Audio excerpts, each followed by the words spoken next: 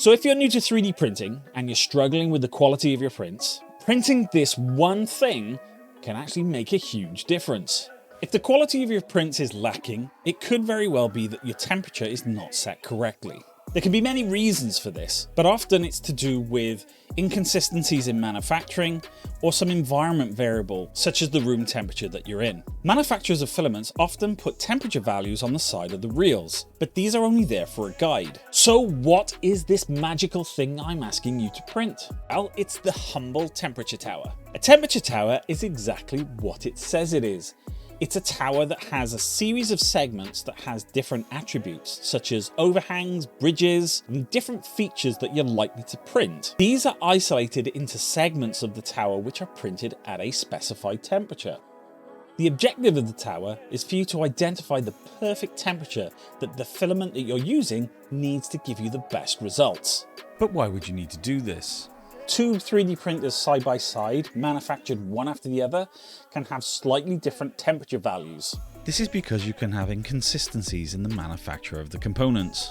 Secondly, if you live in a cold climate, you have to make some allowances for the variance of that environment. So my advice is always to find out what temperature your printer likes to print a material at. Let the results speak for themselves. Regardless of what the value actually says on the printer, hone it into that value and use it from there on in. Once you've found the perfect temperature, write that on the side of the reel.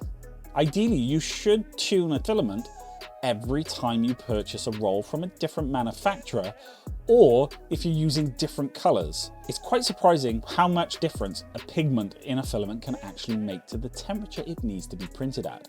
For example, clear PETG might need to be printed cooler than red PETG. The only variable in here is the pigment that's been added in the manufacturing process. Temperature towers can be found in online libraries, such as Thingiverse. Simply search the library for temperature tower and download the one appropriate for the material that you're using, such as PLA, PETG, or ABS. So once you've downloaded the temperature tower, we need to load it into our slicer, and this is where the complicated bit comes. I'm using Prusa Slicer, but many other slicers like Cure, etc. can do exactly the same thing using the custom G-code widget. Once the appropriate model has been loaded for my filament, I set the base temperature of the bottom segment as the master temperature for the filament. Now, I slice the model at the given layer height and speed that I'm intending to run the main print from. Next, I use the slider on the right hand side of the screen to find the intersections between each section of the tower. Then I use the custom G-code insertion tool, which is located on the slider, by clicking the plus sign. Next, I enter the M104-S command, which allows me to specify the temperature of the next section of the tower. I repeat this process for each intersection of the tower until each one has its own designated temperature value.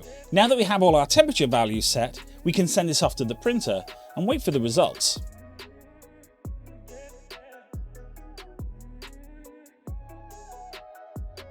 Now the tower's been printed, it's time to do the inspection work. What we're looking for here is the section that visibly looks the best. The features need to be nice, clean and crisp, and the overhangs need to be well formed.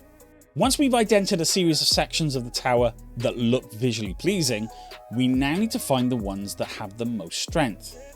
To do this, we attempt to snap the temperature tower along its layer lines to find the section which is either the most difficult to break or the one that we can't break at all. Hopefully, the zone where it doesn't break or the strongest strength lies within a zone that visually looks pleasing. Once you identify this section, read the temperature off the side of the model to find out what the perfect temperature is.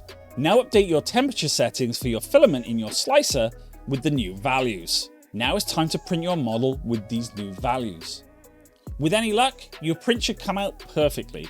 If not, repeat the process until you get the exact setting that you need to get the best results. Fingers crossed, from here on in, you should have really good prints with this filament. If you're still experiencing quality issues, why not post down in the comments what these are, and we'll see if we can do a video looking at those specifically. If you found value in this video, why not consider subscribing? And check out one of these videos just here.